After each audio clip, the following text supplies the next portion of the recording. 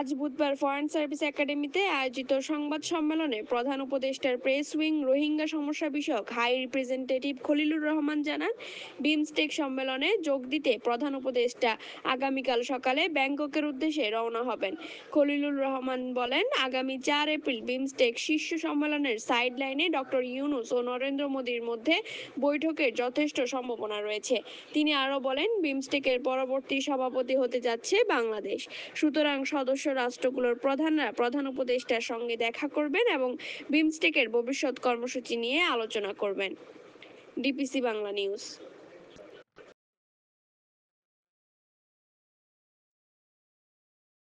আসসালামু আলাইকুম। আগামীকাল আমাদের চিফ অ্যাডভাইজার এবং একটা বড় দল আমাদের ইন্টারিম গভর্নমেন্টের তারা বিমস্টেক সামিটে যাচ্ছেন ব্যাংককে। বিমস্টেক সামিটে খুব ইম্পর্টেন্ট একটা রিজিওনাল একটা সামিট হবে। তো সেই বিষয়ে আমাদের চিফ অ্যাডভাইজারের high representative doctor Khalilur Rahman উনি আপনাদেরকে ব্রিফ করবেন। Thank you. আসসালামু আলাইকুম। এই ব্রিফিং সেশনে আপনাদের সবাইকে আন্তরিক শুভেচ্ছা জানাচ্ছি। এইমাত্র শফিক বললেন, আগামীকালকে এবং পরশু মাননীয় প্রধান উপদেষ্টা প্রফেসর ডক্টর মোহাম্মদ ইউনূস ষষ্ঠ বিমস্টেক সম্মেলনে যোগদানের জন্য ব্যাংককে যাচ্ছেন। সম্মেলনে অংশগ্রহণ ছাড়াও তিনি বেশ অন্যান্য কয়েকটি অনুষ্ঠানে অংশগ্রহণ করবেন, যার মধ্যে রয়েছে বিমস্টেক ইয়াং জেনারেশনস ফোরাম, যে অনুষ্ঠানে উনি কিনোট স্পিকার হিসাবে আমন্ত্রিত হয়েছেন। এছাড়াও তিনি বেশ কয়েকটি মিডিয়াতে ইন্টারভিউ দেবেন, তার মধ্যে রয়েছে TNN world, South China Morning Post, Bangkok Post, Thairath newspaper ইত্যাদি খ্যাতনামা মিডিয়া এবং সংবাদপত্র। এইবারের বিমস্টেক সম্মেলনের কয়েকটা বিশেষ গুরুত্ব রয়েছে। প্রথমত,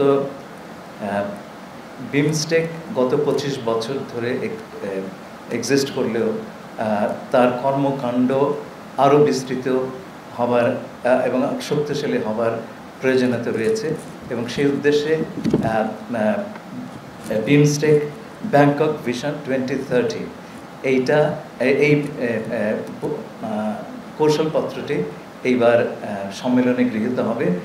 এর প্রধান বিষয়গুলি হচ্ছে, মূল এইম হচ্ছে to build a prosperous, resilient and open BIMSTEC.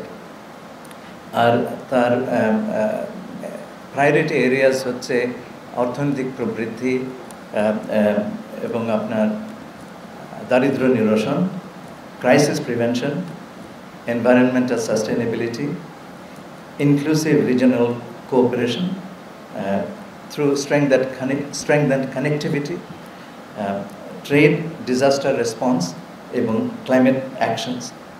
এছাড়াও রয়েছে পিপল টু পিপল কোঅপারেশন।